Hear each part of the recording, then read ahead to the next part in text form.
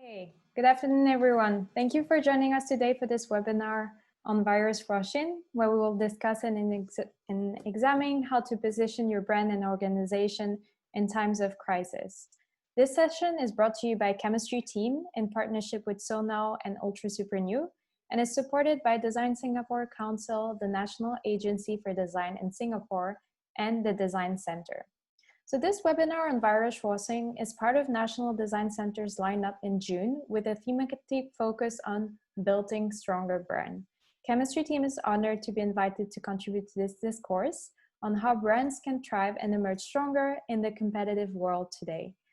Let's get started. So please allow me to introduce Sann Carrière, who's expert in circular economy and sustainability, founder and CEO of SoNow. She works with a broad range of organizations from the public sector and the private sector to adopt sustainable and circular economy model. And Jean-Francois Thery, head of growth at UltraSuperNew, a marketing and advertising expert, always on the lookout for new opportunities and trends in the market. He manages clients' relation to develop new verticals and ventures and drives the business performance to both agencies and brands across APAC. Maybe Sann, you can speak a little bit more about yourself and Jean? Yes, of course. Thank you, Romina, for introducing me. Yes, on this slide, I get the opportunity to speak a little bit about SoNow. Started in 2009, addressing sustainable economics. Started in the Netherlands, but always knew that scaling is being done in Asia. So second branch opened in Singapore in 2017, and we now have projects all over ASEAN and Japan. On the next slide, you will see the core of our business, which is creating a circular economy. Yes, where we can see that in the current economy, we generate a lot of waste. We don't treat our planet that well. We're not that good at fair supply chains, but then in a circular economy, we keep everything that we use, we keep in the loop. So we have a practice for sustainable economics. And in that fashion, we need a very strong partner to help the brands that practice these good practices to achieve adherent storytelling.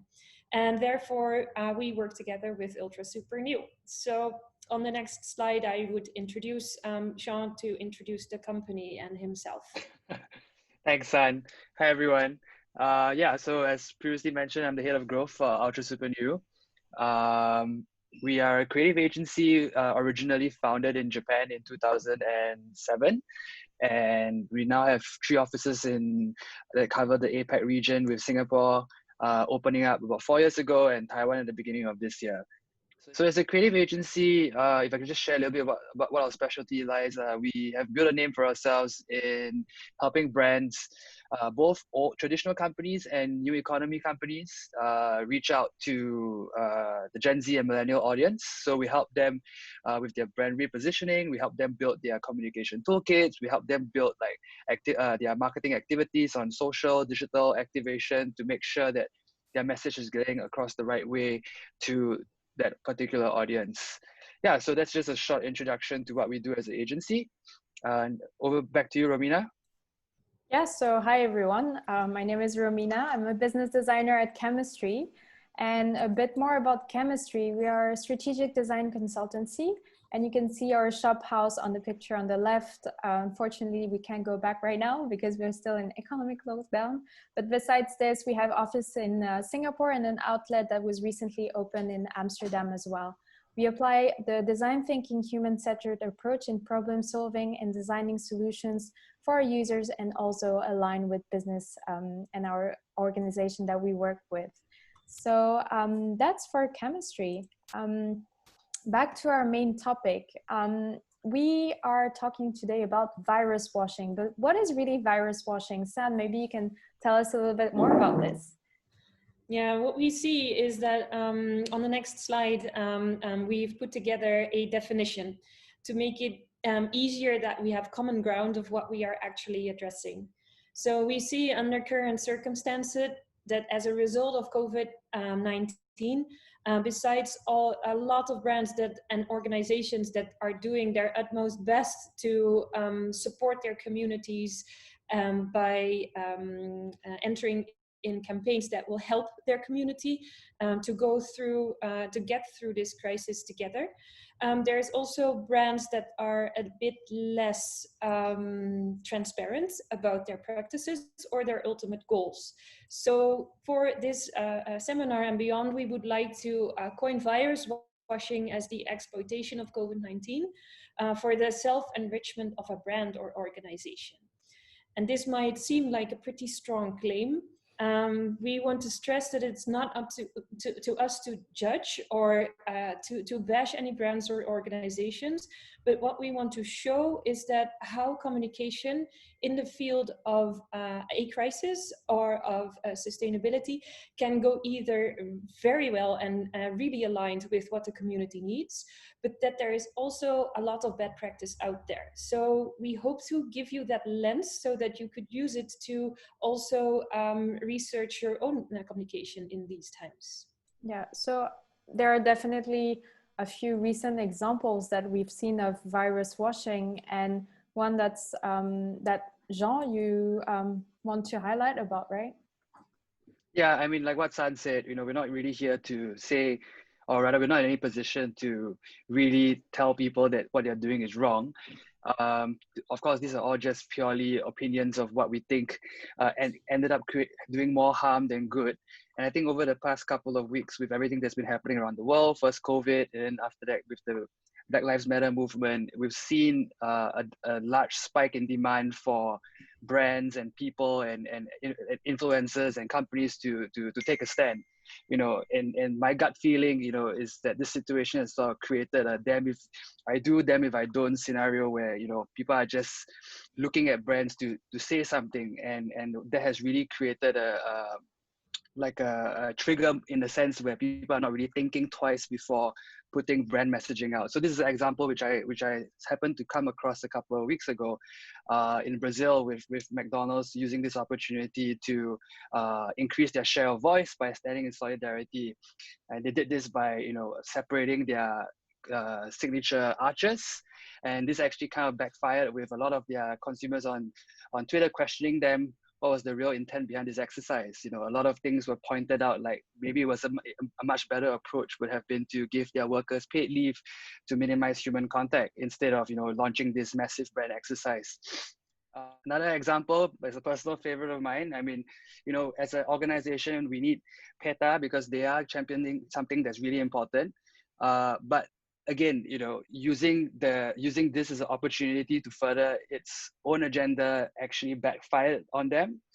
This attempt felt quite flat, with people mocking the brand and what it stood for online. Clearly it wasn't the desired outcome that they hoped for. Sann, you have anything to add to this? Yeah, what I find interesting, and it hurts me a bit because I find PETA a very important organization, but they are basing this claim of the link between eating meat and the coronavirus as like a direct result or a to B connection. But if you read the tagline below, they know that it's not that strong a claim. So they know that it's only a hunch that currently scientists have, that by eating that flesh, you would be more eligible to get the virus. And we really believe that this is a claim that could have been rephrased, and perhaps the fact checking behind it could have been more elaborate, because we think it doesn't support the cause of the organization as such. Yeah, for sure. I believe that there are a lot of brands who out there try to take advantage of the situation to share a message across that really doesn't align with what people expect. But I do believe also that there might be some good practices out there that we can inspire ourselves from, and that share a more positive message and approach, especially when it comes to virus washing, right? Yeah, definitely. I mean, yeah, on the next slide, you will see, maybe you can play the video. Yeah. Can you guys see the video right now? Just checking. Okay, great. So Tell us more about this video, actually, maybe while it's playing. Yeah. So Cottonelli is one of the biggest providers of home essentials. I mean, this is an American campaign after all. But what they did was they partnered with United Way, a non-profit, to share a message of generosity. And I think this was extremely relevant because due to the COVID-19 situation and the lockdown, it placed a large amount of stress on establishments and businesses to provide home essentials for people in lockdown. And it was always a matter of who could buy more at the start and hoard, and ended up hoarding a lot of these essentials, leaving people who actually needed it not having the ability to access such products. So this campaign in partnership with United Way called on people to, share a square, share a toilet roll or toilet paper to those who really need it, Yeah. encouraging generosity and, really banking on the human spirit during this period of crisis. I thought this was an extremely well thought out campaign, and they really hit the nail on the head with this. And there's only that much toilet paper that you can use, right? Yeah. Yeah, I also believe that here in Singapore, we needed the government to explain that everything as a strong young person you could hoard during times of crisis is also products or services that cannot go to the weaker or elderly, and that we needed this reminder to actually understand what we're doing when we are out of fear hoarding products like toilet paper or rice. So I'm happy that there are also brands out there that pick this up and strive for a more equal distribution, definitely. For sure. Do you have any other examples maybe? Yes, there is a local example that is my personal favorite. We can see it on the next slide.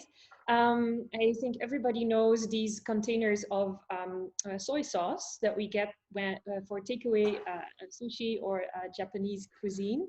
What we saw in Japan is that the manufacturer of these fishes, their turnover decreased rapidly because there were little events, a lot was cancelled, so they saw a decrease in production and demand for their soy sauce containers.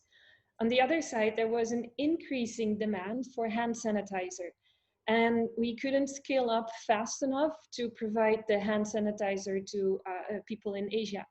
So the two companies, they started working together. The soy sauce containers, so the fishes, they are reusable, and they now contain hand sanitizer. And we feel that this is just such a simple solution through which you can show that you use your business sense, and it's still okay to provide this as a commercial service, but then have a service offering that is really, really speaking to the public. Yeah, we've seen a few manufacturers actually that have shifted their supply chain in order to provide these hand sanitizing options out there to make sure that there was enough hand sanitizer for the countries. Yes, and this gives me also a lot of confidence that if needed, we can use our current way of production and production lines to actually create different products. So if it is possible in times of crisis, then in what other situations might we also use what we already have in terms of producing to achieve new products? Yeah, so this makes me hopeful. Yeah, and I do like the point that you highlighted about the collaboration between the two, so that it was also you have to change your approach to developing right solution. But beside this, this virus washing, we've seen it also in other times, right? Could you share a little bit more about other cases of virus washing, and not necessarily during this pandemic, right? During COVID-19, but we've had also other crises before, and companies have taken advantage of trying to disclose large quantity of ESG data, how they're doing well, but in fact they have poor ESG performance. And so do you have other examples which were out there before this pandemic? Yes, what made this pandemic very clear is that UltraSuperNew and so now we're already addressing greenwashing. And what we then see is that when you start analyzing these patterns of human behavior and of trying to survive during times of crisis, it's actually a recurring thing. So we now have the pandemic, which is leading to virus washing, but we have seen it in previous crises before. This example, we know, of course, that Americans can be much more outspoken, perhaps, than consumers in Asia. But to just give an example of a burger chain that, in the perspective of their consumers, really did not hit the right tone when they were wanting to remember the 9/11 attacks, so a different form of crises or trauma. This is the picture that they posted to remember that day. But then if you look at the right side, their Twitter channel, and the way that their consumers responded, or maybe their opponents, that's really not what you want to achieve with your brand. That there is no correlation at all between a cheeseburger and 9/11. And this is what people point out and hold against you. So there is many more examples like this. So we can really see a pattern. On the next slide,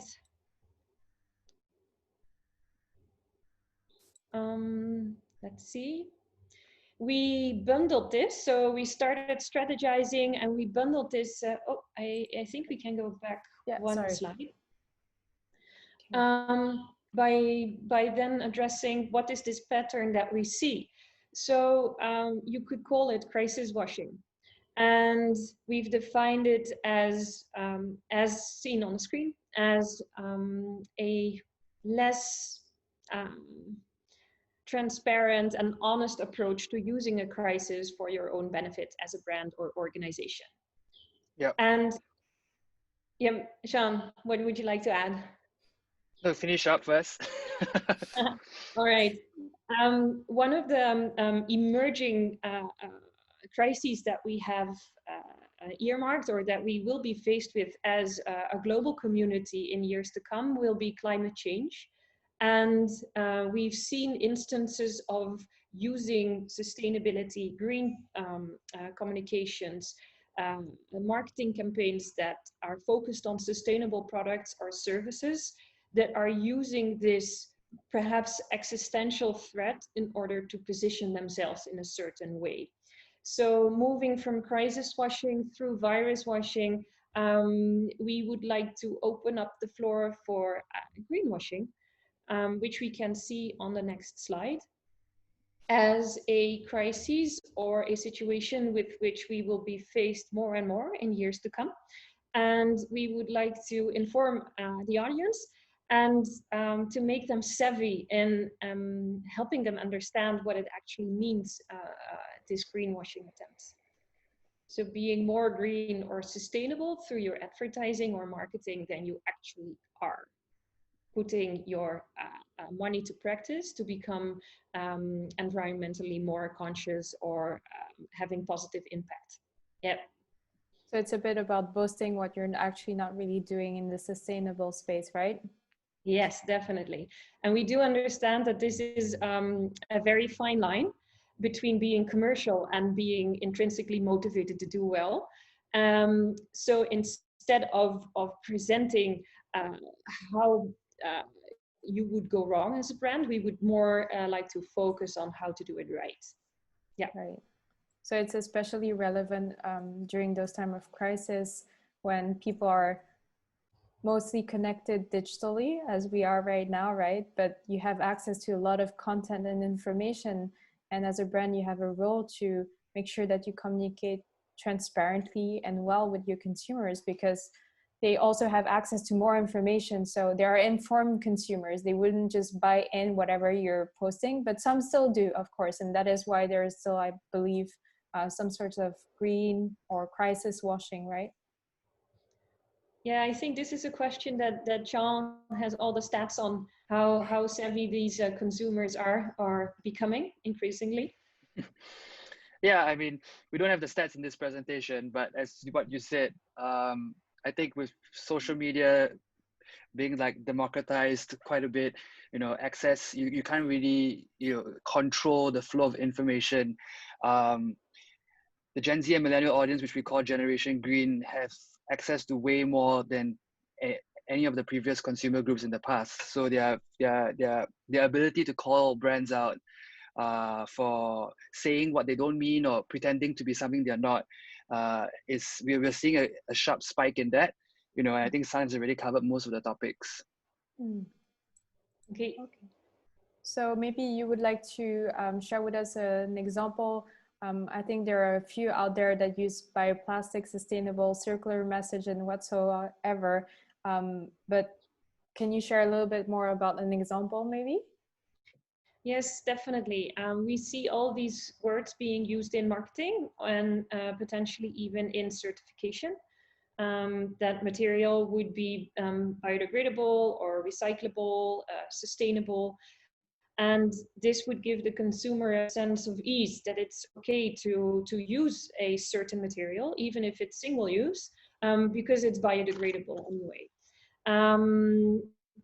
But in the end, biodegradable means nothing more than that after there's no claim on how many years Earth may take to degrade it, actually. So we could say that anything is biodegradable in the end, even a tire of a truck.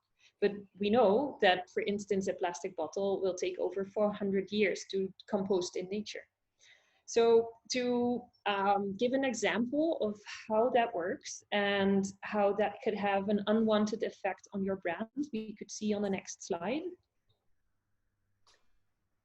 where we see that Starbucks is making a lot of efforts to go green, looking at their packaging, the material, making a claim about the way that their coffee is sourced. But there, we also see a claim about their straws and the straw being biodegradable. And one of our community members here in Singapore, he put it to the test and actually buried the straw. And we can see that he has created a timeline of the degradability of the product. And it doesn't happen. So what we want to point out here is that if you make a claim about a straw that doesn't hold true, then all of the other claims that you would be making about your environmental efforts, those may also turn out to be false or perceived to be false. And that can be just as damaging to your brand. So this is something that we would want to, not touch upon when giving advice. All right, on the next slide. So I see that there are questions coming in. I would just like to remind, if anyone has any question at any point of time, just drop it in the Q&A function of Zoom and then we'll address them later. But there is one that just came in and I'm actually, because it's asking whether recyclability is the best. Okay, that would definitely be a question that I'd like to take. Because I think it's related to kind of the Starbucks example here, and this question just comes in nicely. Yep, I feel that recyclability is one of the strategies that we adopt, but it's definitely not the only one. So when you look at the recycling cycle, it's creating a product that is being reused for as many times as possible, or the material is reused for as many times as possible. But in the end, the recycled product ends up being waste. And from circular economy practices, we would say that we are trying to avoid waste altogether. So if we can remanufacture the material, we would favor that over recycling. If we can reuse it, repurpose it. So there is all these different kinds of strategies, and recyclability would be a sort of last resort. Okay. Well, I'm sure we can talk a lot about this topic, so I'll avoid going into that and remain on communication and branding when it comes maybe to recyclability. But so we talked about this case of Starbucks, right, which applies not only in Singapore, but also worldwide, I believe. Is there any good practices that you've seen in Singapore? Jean, maybe? Yeah, definitely. I mean, if you go to the next slide. So, I mean, one of the things that really we saw a huge increase in was food delivery. I think during the lockdown, everybody had to rely on either going to take away food or getting food delivered to their homes. And 73% increase in food delivery says a lot during this circuit breaker, and this actually has sparked a large amount of discussions around the need for single-use cutlery and plastic packaging in our takeaway and hawker culture. So a lot of concerns came up around the whether or not this was how much impact it was causing the environment with all the waste. And I think, if I remember correctly, there was an article that was being shared around about how Singapore is actually in the top ranks of waste, largest producers of waste around the world. So if you go to the next slide. So this was a campaign which I happened to see a couple of weeks ago, and Food Panda as a food delivery service, probably they're not the most sustainable brand when it comes to mind. They have never really communicated their commitment to being a sustainable brand, or never really positioned themselves as a sustainable brand. So I thought this was a great initiative launched together with a local pack is a startup here in Singapore who is trying to change our approach to single-use plastics by encouraging businesses, restaurants, and people to use reusable packaging. So they launched this campaign in partnership with Food Panda to have food delivered using reusable packaging, and I thought that was a great campaign by two local players here in Singapore. Sann, the founders. Maybe you want to add a little bit more to this? Yes, it's definitely an interesting puzzle to crack. The current single-use packaging that we know in Singapore is mostly made out of styrofoam, which is really, really cheap, but also very toxic. So we don't really want to eat out of this, but it still happens. And Bearpack is very much against this and has set up a logistics system of reusable packaging. Understandably, because of the COVID-19 situation, they needed to rethink how this would influence takeaway culture and delivery culture. And before the crisis, Food Panda had like an option in their app that you could leave out any reusable utensils. But now they have turned that around completely, so that you can opt in the app that you actually want to use the Bearpack system. By this, it becomes very, very clear how much of the impact that we saw on the previous slide of the food system on waste related to the COVID crisis can be mitigated. So hopefully these 92 buses would decrease because of this effort. But what I really like about this example that you've just shared is that Food Panda, like you said, Jean, has never over-communicated about their sustainable effort. But when they did, they just simply told people what they were doing and what they were offering. And they weren't over-communicating or trying to showed that they were so green as to change the complete logo. So I think that was a very powerful actually approach to showing what efforts they're trying to make into the sustainable space or becoming more circular as well. Just before we go into you guys sharing a little bit about your tips and communication advices to better position your brand, right? We have a poll questions for the audience. Yep, I think it should have appeared by now on your screen, right? So when considering a green product or service, what argument is leading in your decision making? So we would like to know, for participants who are out there, you will have 30 seconds to answer to this quick poll.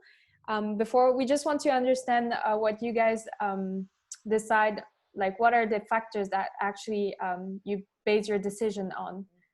But then I will have Sann actually after this talk about how to build a positive brand affinity, because we've understand there are bad practices under which you don't want to fall, accidentally mostly, and so what are the good practices?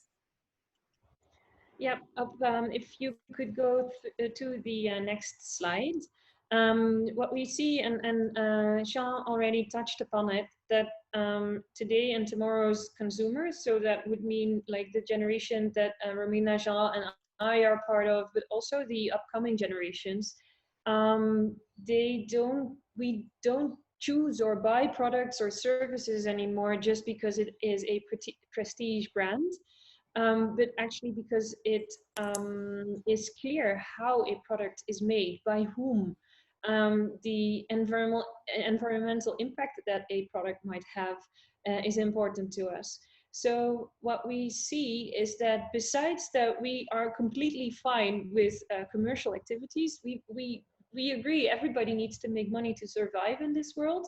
So that's not what we have a problem with, but we do have a problem with, for instance, in the fashion industry, that there is like terrible labor conditions, which is now directly linked to a brand. That we can see that if we stick to the same industry, the environmental impact of residue dye for clothing is just dumped into a river, and what that does for the local flora and fauna. So what we see is that upcoming and current generations they want to know how, by whom, in what fashion, and this will create a bonding to the brand. So this is definitely something to take into account. Not only being transparent about that you make money and how you make it, but also who is benefiting from it. And even if you are on the road to becoming more sustainable, this journey is more important than already being there, because I don't think that any of us is there already. So it's much more important to keep that conversation going and be honest about it. But now I'm already taking a head start about the guidelines that we use when it comes to helping organization brands and position themselves better in these circumstances. So I guess we could maybe... Yeah, I guess we can maybe just jump directly in the guidelines. But what I hear from what you just shared now is actually, it's really about being transparent and not trying to oversell, right? It's just stating simply what you're doing and not necessarily trying to share your ideal goals without necessarily meeting them. It's just sharing your journey towards those goals. Yeah, agree. That's what we want to hear, right? A genuine effort. Especially that we're more informed. But sorry, please carry on. Yeah, we put together just some takeaway questions for brand managers or designers that have logged in. Just revisiting what is currently part of the communication strategy, and what parts of that hold up during times of crisis. So what does it sound like during a crisis? Is it still a message that you want to get out there? And how would you reply to it? If the company already has a corporate social responsibility strategy, is it already in line with recurring crises, or does it also apply to changing situations? And then the third one, it sounds a bit simple, but just ask yourself, if you step outside of the organization and you look at the organization in a way that you communicate, can we actually look like we're not exploiting a crisis? How can we get it right? Yeah, and this is definitely questions that we have used in order to set up guidelines and the way that we support our clients. And I think that I would definitely hand over to Jean right now to address and I think this is it's extremely relevant, especially in Singapore, because I think we're all very familiar with brands here jumping on whatever that's trending, and you know, I think this is like a little habit that a lot of companies have in Singapore. I'm pretty sure you guys remember when Joseph Schooling won a gold medal. Suddenly every brand was endorsing the Singapore Sun and celebrating the win. So, you know, in order to sort of like address whatever that we were sharing earlier, we have prepared a set of guidelines to sort of like ask yourself or to guide you along in when you're developing a plan based on these questions that Sann has asked. So if you go to the next slide, these are by no means like a to-do list. I mean, again, at the start of this presentation, Sann has already mentioned that we're not here to tell you what to do, or this is what you should do, this is the right way to do things. This is more like a 5-step approach that both of us feel would be the best in unlocking the right steps, the right steps to take, not unlocking, pardon me. So just to go over the steps one by one, when we talk about harnessing social influence, and for all purposes, we are talking about speaking to the Gen Z and millennial audience here.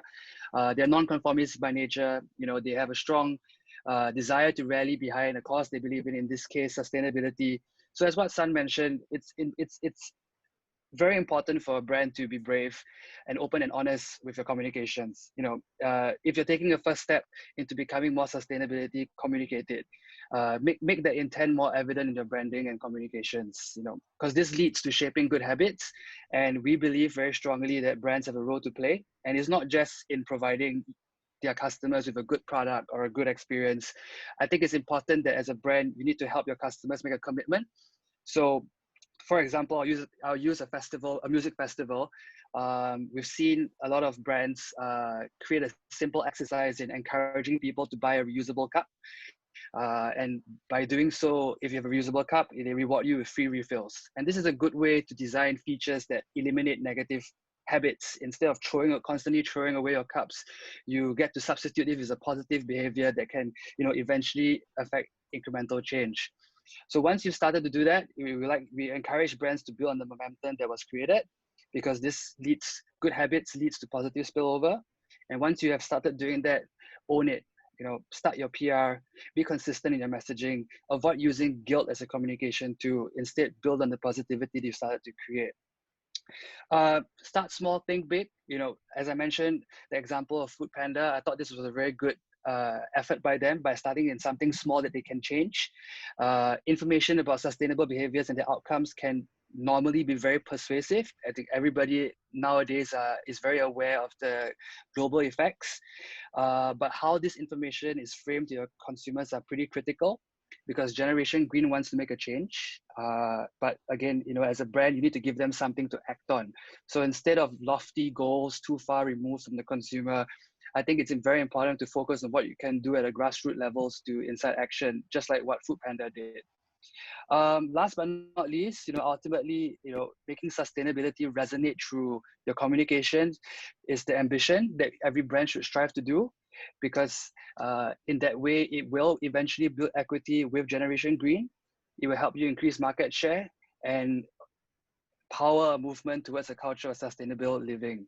So overall, these guidelines we developed it to sort of help you as a brand owner or a brand marketer to understand the needs alongside the barriers and benefits of what sustainable marketing is, and to tailor your communications accordingly. Okay, yeah, thank you for sharing this. I'm actually curious to know, because it's a lot about communicating right and at also the right timing. How about educating the consumer actually? Because sustainability and circular economy are both terms that are much widely used, but some people don't actually know what it is even. So what do you think is the role for brands similarly to Kotona? I think how they did share that everyone has a responsibility to share their essentials good, right, with other people. So in that sense, how is that part of the guidelines, or is that not part of the guidelines? Jean, would you want to go first, or because I think you can go first. Sorry? Okay. So the question is how should a brand communicate that across in an effective way, correct? Yeah, and about more educating about the sustainable topic, right? As a brand, right? Is that part of the role they should take on? So the whole ecosystem around sustainability can get very daunting for a brand to take on by itself, right? And Sann will probably be able to add more to it, because if you start talking about sustainability practices, I think as she mentioned, the right way to do it is to really look at the business model as a whole and look at what your environmental impact is, your ecological impact is. But when one of the points here which I listed was start small and think big, and how to make sustainability resonate at a grassroots level. And I think a brand has a role to play there, and every brand which is either selling a product or a services has something along the supply chain in which they could address to make sustainability more evident, or rather change the way they do something to in their steps towards creating a more sustainable brand. And I think it's the right thing to do is to focus on these small little things and create small little steps in order to get your consumers on board with this direction that you're taking. Yeah, and I can add to that with a bit more of a technical explanation about how our products are actually made. Even if all of the intentions of big brands and production companies would be genuine and honest, then still it's quite hard to currently control every part of information in your supply chain. So what we see is that if you approach it from a greenwashing perspective, some companies might claim that they are 100% sustainable, but they cannot back it up. So there we can see confusion when it comes to the perception of the consumer, because the consumer just wants to be able to trust the label. What we see, however, is both consumers becoming more knowledgeable and wanting to know more, and on the other side, pressure from governments that are demanding more transparency. So even if it would not be intrinsically in the motivation of the organization to be so transparent, this will increasingly become so. So to answer your question, I do believe it's part of the responsibility of the brand or organization to inform and educate for those that are in the need to know. And that can take a variety of forms. Most importantly, and this is something that Jean has already touched upon as well, take what you know. So start with what you know and start building from there. So it can be one product, it can even be one ingredient that you know that you can trace, that you can share the story about. Start with that and start building, and then we'll get there. Because if we always think about, you know, the negativity that surrounds, like if you're going to start being worried about what people would think in that sense, you're always going to just not do anything. And I mean, if I use the backpack example, I think we have a very relevant question there, which we can answer after this. The whole thing surrounding this sustainability campaign, you know, it's in reducing plastic waste, but you know, the whole idea around delivering food, it's in itself is not sustainable because of the amount of petrol and the amount of transport that requires people to be on the move constantly. So then, you know, you find yourself in a situation but where, you know, should we even do this? Because that part of the business is not sustainable. And what we're trying to say is you should, you know, because it's the right step forward. And if you can, you know, create some change in a part of the business which would resonate with your consumers, do it. Yep, I will read the question out loud. It's one of the participants asking the Food Panda and Bearpack campaign. If Bearpack is recyclable, how is it reusable? So Bearpack actually has a Singapore-wide logistics system that collects and cleans the material. So they have a whole network of restaurants and vendors that work with them. And in that way, they are able to reuse the material again and again and again. So it's both the boxes and cups.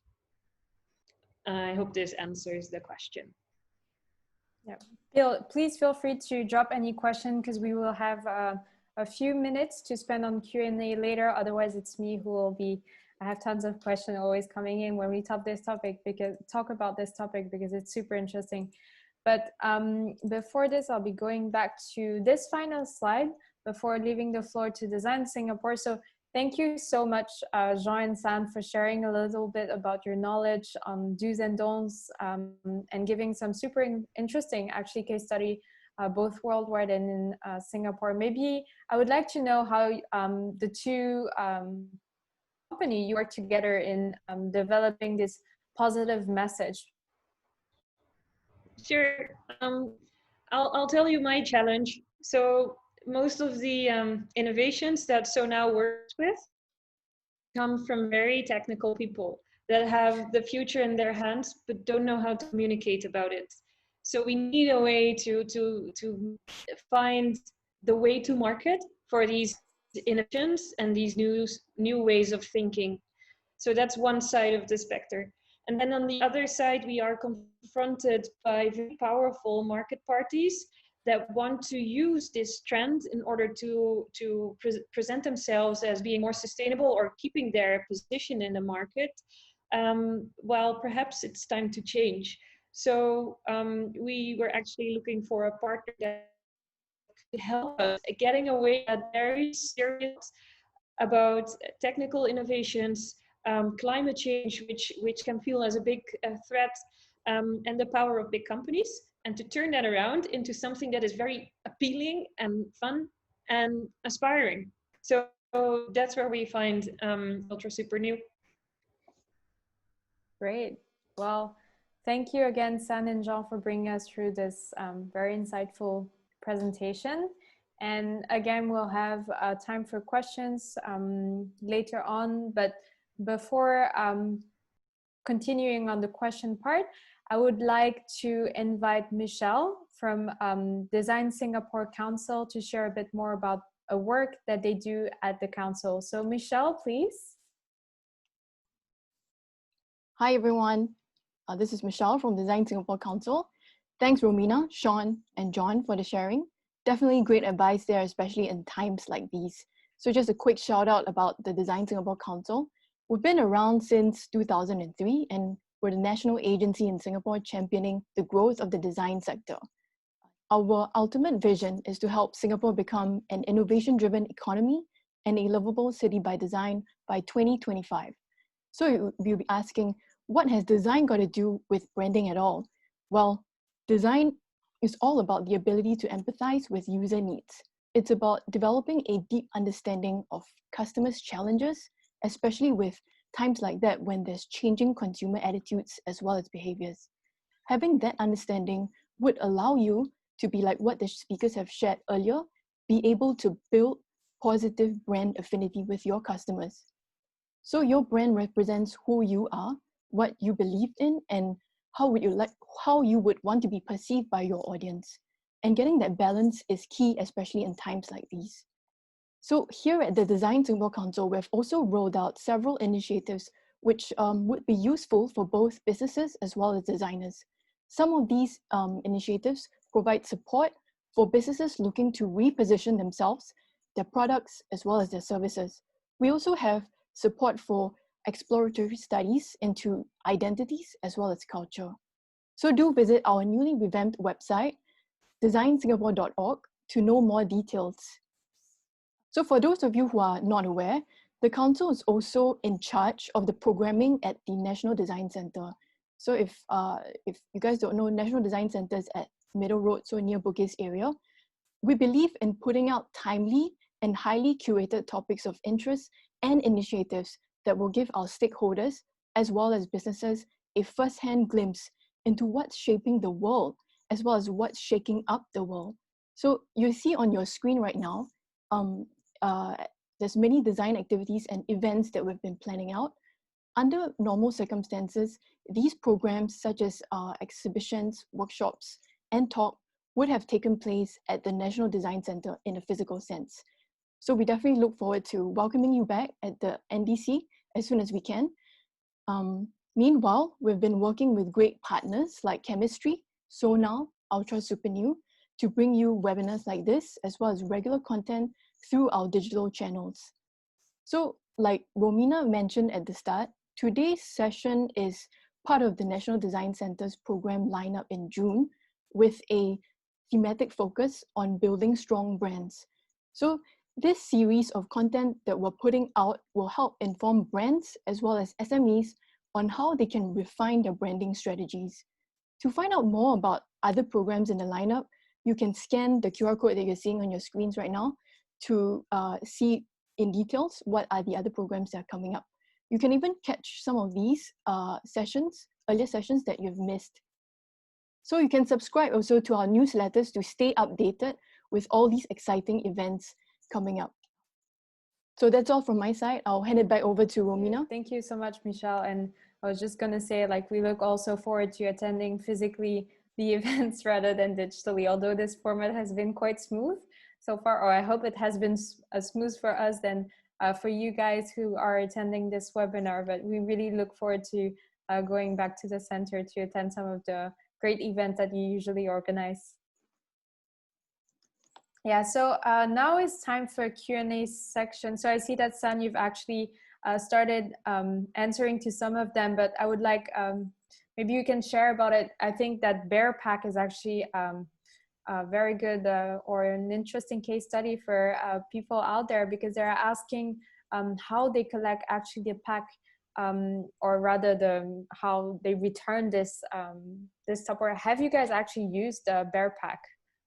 Or do you know how it works? I haven't had the chance because I haven't ordered food recently, but. Yeah, for sure. They have a whole network across Singapore with vendors, restaurant owners. They started more in the social space, so the cafes that aim to have a social impact, or that are focused on plant-based diets or sustainable living. But from there, they understood that the bigger challenge would be at, well, the mainstream cafes and restaurants as well. So they have been building this whole network of contractors. And for the owners of the restaurant or of the food service, they give instructions on how to clean these materials so that they can reuse. And then there is an app for the user, and it will register what you want to pick up, and from there it's both like offline and online tracking, so you can return it to any of the vendors that you like. You don't have to return it to the same restaurant, but all of the restaurants involved know how to clean. Yeah, I've had the chance. Oh, sorry. Well, I also know that they are still improving on the system as well. So there will be more innovations as part of how to keep these boxes in use. Yeah, I look forward to see how it will become a new normal, I guess, after this pandemic, right? I know that there are a few other concepts that allow you to bring your own cup and use other Tupperware. I see also more and more actually the younger generations who just intuitively take Tupperwares and containers to tap out their food, right? Agree. So before this service, I used to take but it's heavy. I used to take like the boxes with me because I didn't want to contribute to the waste. And that's something that isn't necessary now anymore, because I know that my favorite restaurants have this service. Oh, another question is coming in. Expanding on branding strategy during COVID-19, both positive and negative examples were shared. Would you like to ask to what extent and time frame should companies still mention about COVID to better position our brand in a good light before it comes across as used and old? That's a very good one. Maybe Jean, you would like to tackle it? Yeah, that's a great question, and it's something which we've asked ourselves a few times as with our clients, and even with the recent Black Lives Matter movement, we had several discussions internally whether or not it was insensitive to be still posting about a campaign when everyone else is posting about Black Lives Matters. Was it going to be detrimental to us? Would people start reacting negatively to the brand? And I'll just share first what we decided was the right approach. And this, of course, that's just our agency, of course. I mean, the first thing is to ask yourself whether or not your brand has any direct relation to the crisis that you're talking about.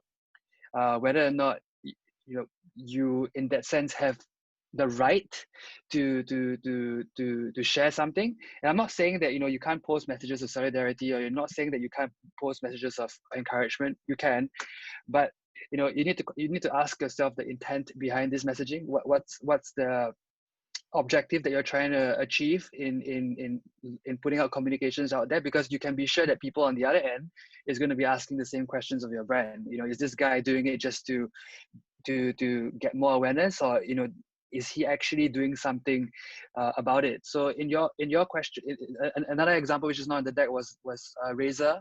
You know, I think Razer was a rather, if I could say, mixed opinion. You know, some people thought what they were doing in readjusting their entire supply chain to produce masks was the right thing to do, but even then some people perceived it to be an opportunity for them to get ahead. So ultimately you have to just ask yourself, like, what the true intent of your communications is, and if it comes from a place of sincerity and genuinity, please by all means go ahead. I don't think there's no timeline that I can set to it becoming used or old, because if you start thinking about whether or not it's relevant now or relevant then perhaps maybe the message that you're trying to put out is not the right one. Yeah, for sure. And I think, Jaron, you have to be agile. And there is something that as design thinker, or taking also this human-centered design approach, I think sometimes it's okay to ask actually your audience what they want to hear from you. Taking this user-centric and customer-centric approach, right? If you don't know what to communicate about, I think it's best just to ask your user what they want to know and how they would like to know. Also, what's the best communication method, or what are the channels, or should it be long or short, right? Of course, I guess we all need to be agile and fast enough during those times of the pandemic to be able to answer quickly. So I think we are almost running times, and I don't see any other questions. So I will take this opportunity to ask a question. Actually, I wanted to, because taking this design, this business design approach, right? I'm interested to know, right? What would be the first step when you design a new campaign or design a new solution? How should you, when do you start thinking about communicating the right way your sustainable or circular message? And maybe Sann, you can answer this one. Yeah, as early as possible. But that's from the circular economy perspective, right? Only in the design phase of how we treat our materials can we have an influence on their entire use cycle. So starting with design thinking at the basis. So when you're at the drawing board, that's the only way you can, in the end, completely control or be accountable or responsible. Yeah. Thank you, Sann. Now, before we have finished, we have the results for the poll. So I think now we can share it with you. Let me give, oh, there you go. Oh, so the winner is, you make decision on the product or service that contributes to my lifestyle. Okay, very interesting. What do you guys think about this? The results? It's quite nice to see that, actually. Yeah, for me, because I'm so deep into the subject, I also get biased. So this is very good to see what actually drives people in their buying decisions. And I think the choice of building this lifestyle that you want to contribute to or be a part of, that might be one of the strongest drivers out there for change. So very happy with these results. Yeah, very good to see. So sorry, I just see that we're running a little bit over the time. So I'm just gonna end this webinar. So we would like really to thank you all for joining us this evening, and hope that you have gained some interesting insight. Thank you, Jean, Sann, and Michelle for making this webinar happen. Yeah, thank you for everything, and keep safe, stay safe, yeah, and have a very pleasant evening. Goodbye, everyone. Thank you all. Thank you, everyone. Bye.